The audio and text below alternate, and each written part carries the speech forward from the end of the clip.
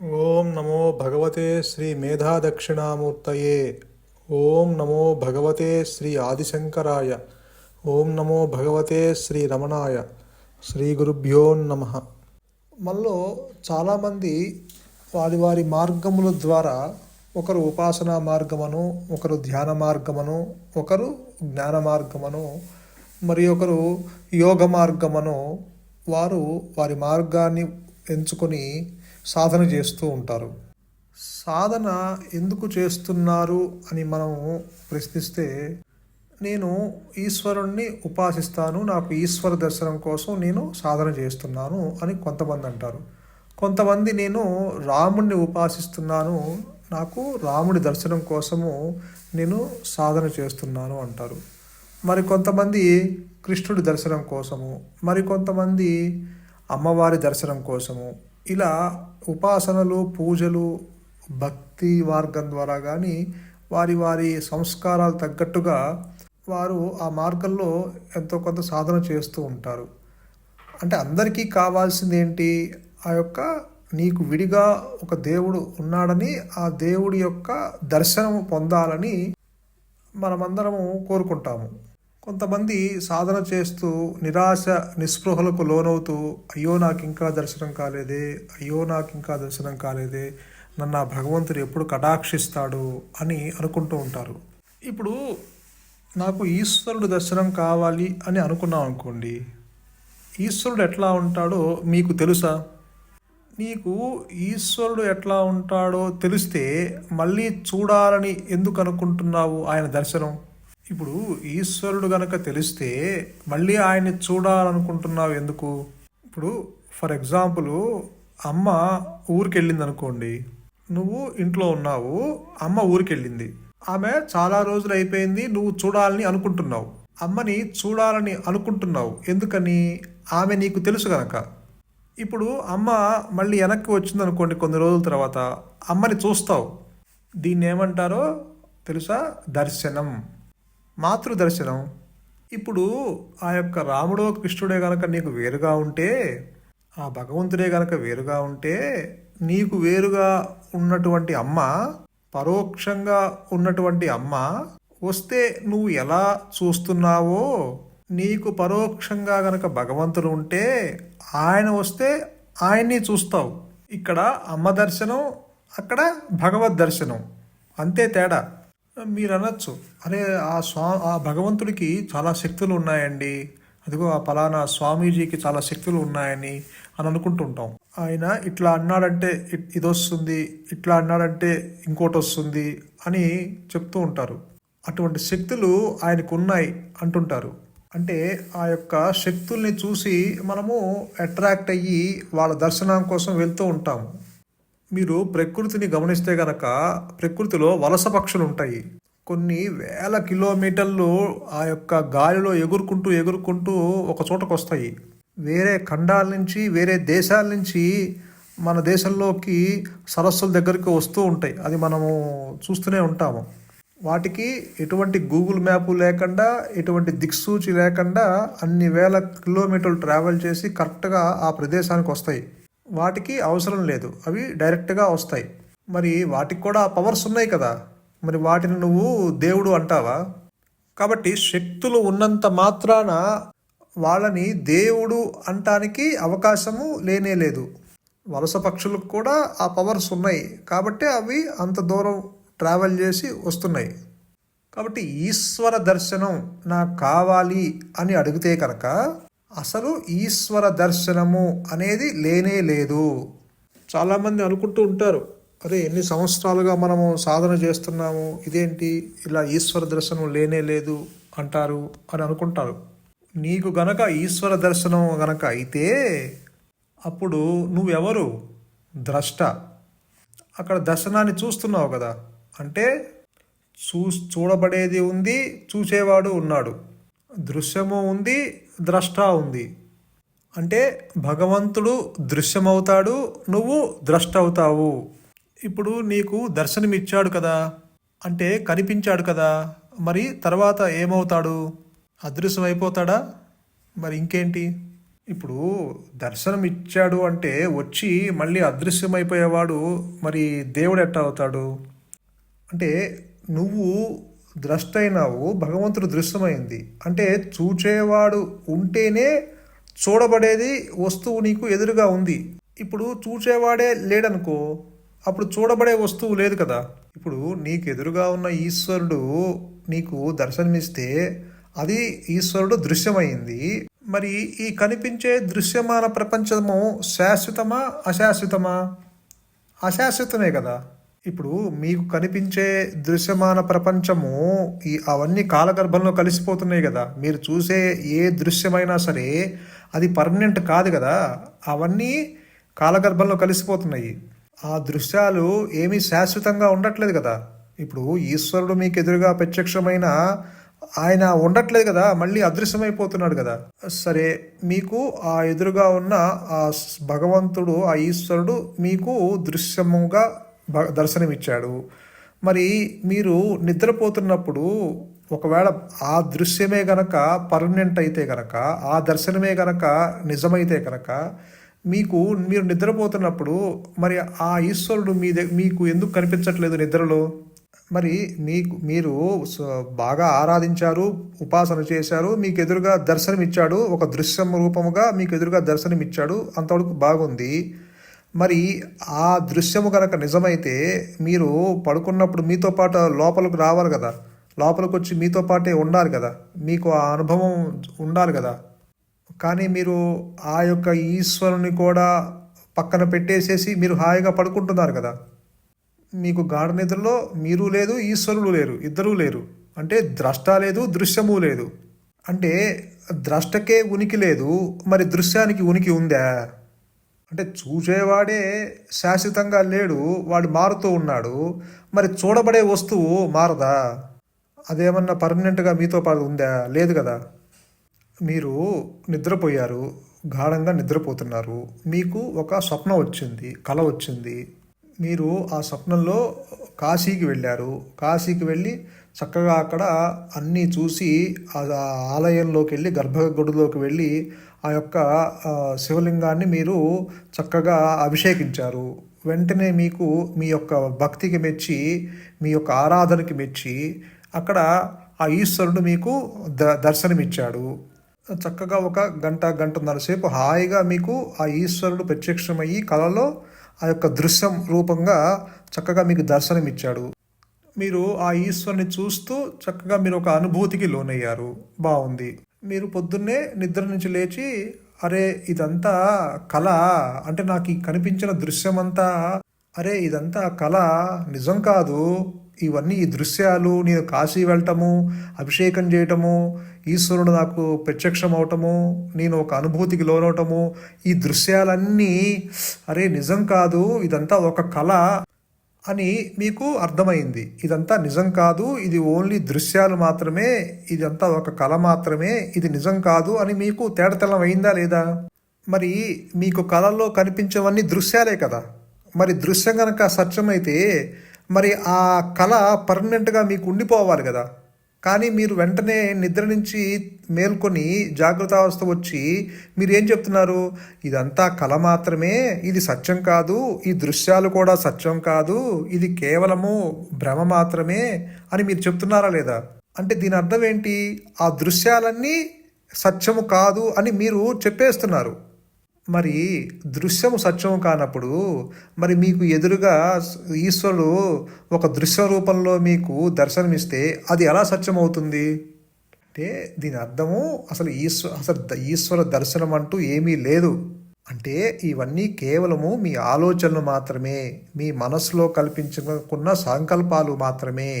అవి మీ మనసులో ఉన్నవే, ఆ ఆలోచనలే ఆ దృశ్య రూపంగా బయట మీకు కనిపించాయే తప్ప అవి నిజం కాదు. అంతెందుకండి, ఇప్పుడు శ్రీకృష్ణుడు ఉన్నాడు, అర్జునుడితో కొన్ని సంవత్సరాలు వాళ్ళిద్దరు కలిసి ఉన్నారు. మరి మనం శ్రీకృష్ణుని పూజిస్తాం కదా, ఒక భగవంతుని అవతారంగా, ఒక కృష్ణ అవతారంగా పూజిస్తున్నాం కదా. కానీ మరి అన్ని సంవత్సరాలు శ్రీకృష్ణుతో కలిసి మెలిసి తిరిగినా అర్జునుడికి ఏమైనా అర్థమైందా శ్రీకృష్ణుడు దేవుడని? అర్థం కాలేదు కాబట్టే శ్రీకృష్ణుడు గీత చెప్పాల్సిన అవసరం వచ్చింది.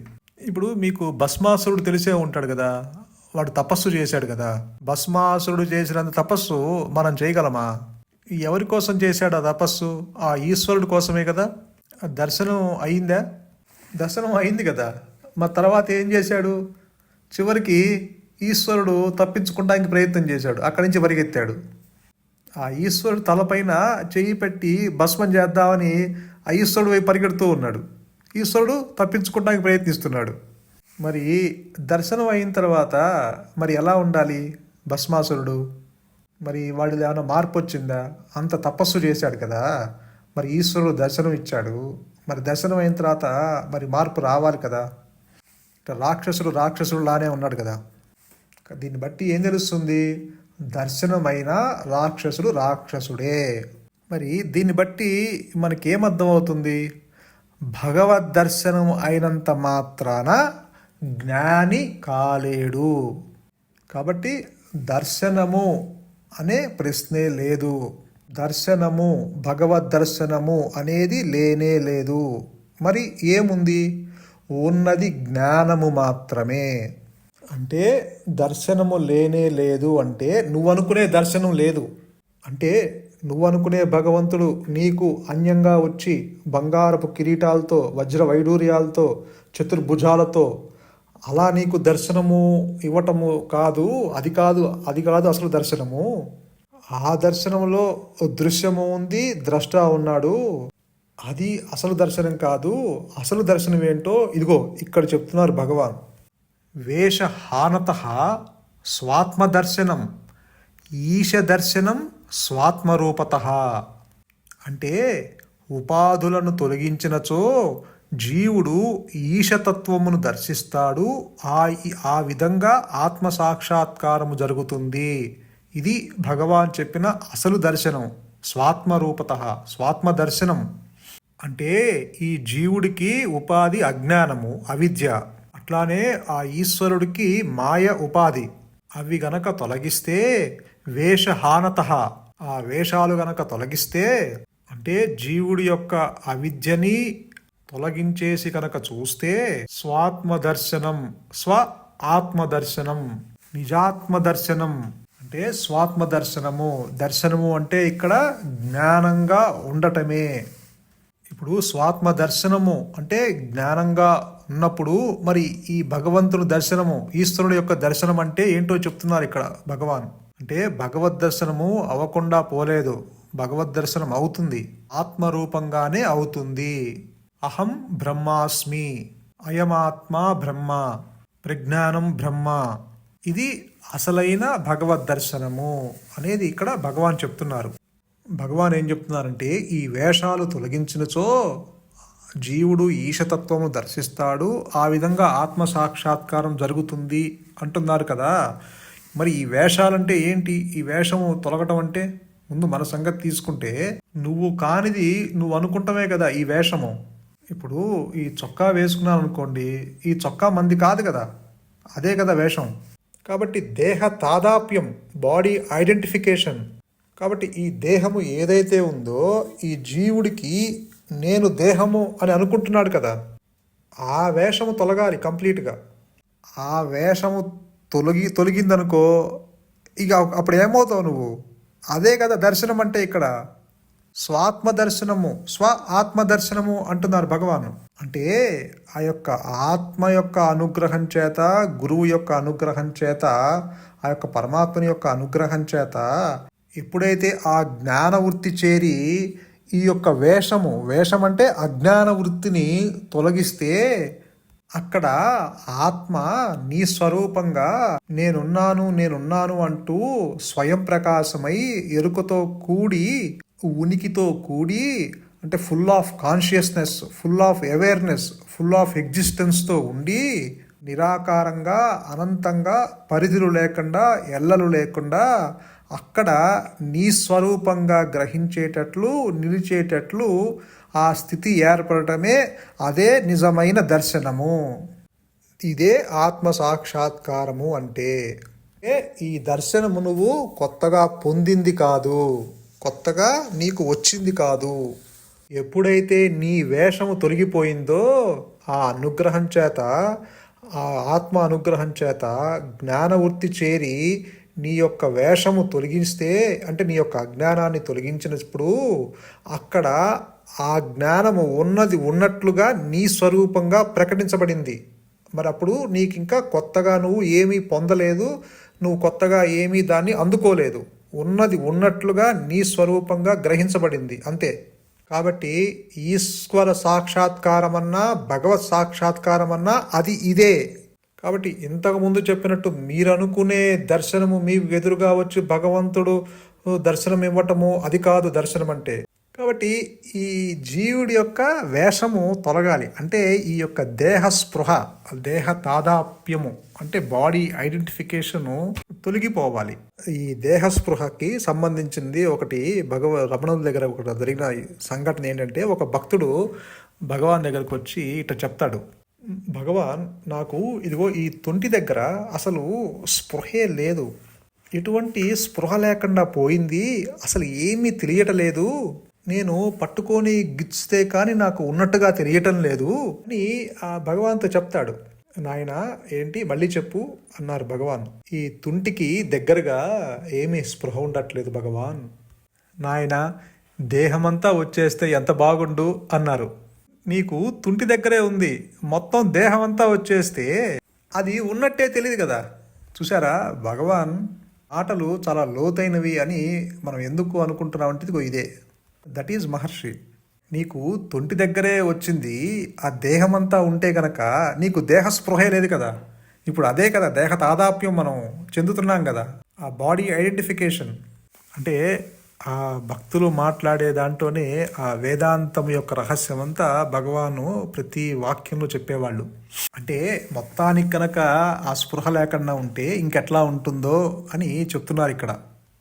భగవాన్ నుంచి వచ్చిన ప్రతి పలుకు ఒక వ్యక్తి భావనతో వచ్చిన ఆ మాటలు కావవి.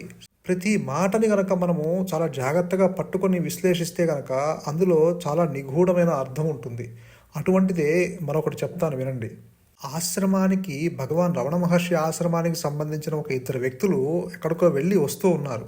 వస్తూ ఉంటే మధ్యలో ఒక శవం చచ్చిపోయింది. అంటే ఆ చచ్చిన శవము అక్కడ ఉంది. అక్కడ ఇద్దరే ఉన్నారు, మొయ్యటానికి ఇంకో ఇద్దరు కావాలి. వీళ్ళిద్దరు పోయి మోశారు. పాపం ఆ మహర్షి దగ్గర ఉండేవాళ్ళు కనుక కొంత జ్ఞానం ఉంది కనుక వెళ్ళి మోశారు. అప్పటికే మధ్యాహ్నం 12:30-1 అవుతుంది. వాళ్ళల్లో ఒకడు బాగా తిండి పుష్టి గలవాడు, బకాసురుడు.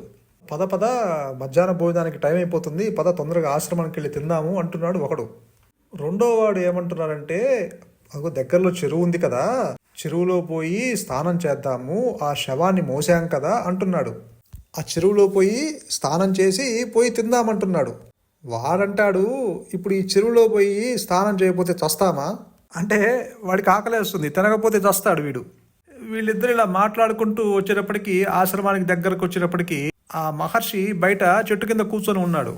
వీళ్ళిద్దరి తగువులు ఆయనకి వినపడ్డాయి. ఆ భగవాన్ ఎప్పుడు అక్కడ కూర్చోడు. వీళ్ళిద్దరూ అటు చూసేటప్పటికి భగవాన్ కనిపించేటప్పటికి వాళ్ళిద్దరూ భగవాన్ దగ్గరికి వెళ్ళారు. ఏంటి విషయం, ఎందుకు తగులాడుకుంటున్నారు? వాళ్ళలో ఒకడు అంటున్నాడు, స్వామి ఇదిగో ఇట్లా మేము ఈ శవాన్ని మోసాము, స్నానం చేసి పోయి తింటాము అని నేనంటాను. బాగా ఆకలిగా ఉంది, ముందు తినేసి ఆ తర్వాత స్నానం చేద్దాము, ఈ దేహం ఏడిగిపోతుంది ఉంటుంది కదా అని వాడంటున్నాడు. భగవాన్ మీరన్నా చెప్పండి, తర్వాత చేస్తే ఏమవుతుంది, నీళ్ళు అక్కడే ఉంటాయి కదా. ఇప్పుడు అందరూ తినేస్తే మనకి లేకపోతే కష్టం, కానీ నీళ్ళు ఎక్కడికి పోతాయి, ఉంటాయి కదా అని అంటున్నాడు వీడు. ఆకలిగా ఉంది, వెళ్ళి తింటాను అంటున్నాడు. ఇంతకుముందు వాడు చెప్తే మహర్షి నిజమే అన్నారు, ఇప్పుడు వీడు చెప్తే ఇది నిజమే కదా అని అంటున్నారు. అప్పుడు వాళ్ళిద్దరూ ఏకమయ్యి, ఏంటి భగవాన్, వాడు చెప్తే నిజమంటారు, వీడు చెప్తే నిజమంటారు, ఇద్దరు చెప్పింది నిజం ఎట్లా అవుతుంది? వాడు చెప్పేది వేరే, నేను చెప్పేది వేరే. నాయనా ఇద్దరిది ఒకటే, ఎందుకని మీ ఇద్దరైనా మోసింది, అందరూ శవవాహకులే కదా ఈ ప్రపంచంలో. ఇదేంటిది, ఈ దేహం ఏంటిది, ఇది ఒక శవం, జడం. కాబట్టి అందరూ మోస్తున్నారు, మీ ఇద్దరే కాదు మోసింది. ఇప్పుడు నువ్వు చేయాల్సింది ఏంటంటే నువ్వు వెళ్ళి చెరువులో స్నానం చేసిరా, కానీ ఈ మైల పోదు అంటున్నారు భగవాన్. నువ్వు చెరువులో స్నానం చేసినంత మాత్రాన ఈ మైల పోదు అంటున్నారు. అంటే ఏంటి ఇక్కడ, ఈ మైల అంటే మాలిన్యము, అజ్ఞానం అనే మాలిన్యము. ఈ యొక్క అజ్ఞానం అనే మాలిన్యము, అజ్ఞానం అనే మైల చెరువులో స్నానం చేసినంత మాత్రాన పోదు. ఈ అజ్ఞానం అనే మాలిన్యం పోవాలి అంటే ఆత్మజలములో నువ్వు అభిషక్తుడు అయితే తప్ప పోయేటువంటి అవకాశమే లేదు. చూసారా, వాళ్ళిద్దరికి ఏం కనిపిస్తుందో భగవానికి ఏం కనిపిస్తుందో, అంటే భగవాన్ యొక్క మాటలు ఎంత లోతైనవో మీరు తెలుసుకోండి. జ్ఞాని దృష్టి ఎలా ఉందో చూడండి. ప్రతి మాటలో ఆ యొక్క వ్యక్తి భావన అనేది ఉండదు. ఏదో సాదాసీదాగా ఇద్దరికి నచ్చజెప్పి పంపించటం కాదు. జ్ఞాని యొక్క మాటలు చూసారా ఎలా ఉన్నాయో. కాబట్టి ఈశ దర్శనం స్వాత్మరూపత అంటే నువ్వు చైతన్యమే, ఈశ్వరుడు చైతన్యమే. ఈశ్వర దర్శనము అంటే ఈశ్వరుడు నీకు ప్రత్యేకంగా ఎదురుగా నిలబడి దర్శనం ఇవ్వటం కాదు. అదంతా సినిమాలో ఉంది. ఎందుకని, ఎప్పుడైతే నీకు దర్శనము ఇచ్చాడో ఆ ఈశ్వరుడు దృశ్యమైపోతాడు, జడమైపోతాడు. కాబట్టి భగవద్ దర్శనము అంటే ఈశ దర్శనం స్వాత్మరూపత. కాబట్టి నిజమైన దర్శనము అంటే స్వాత్మ దర్శనము, ఆత్మ దర్శనం. సంతోషం. మౌనమే శరణ్యం. మౌనమే నీ సహజత్వం. ధన్యోస్మి.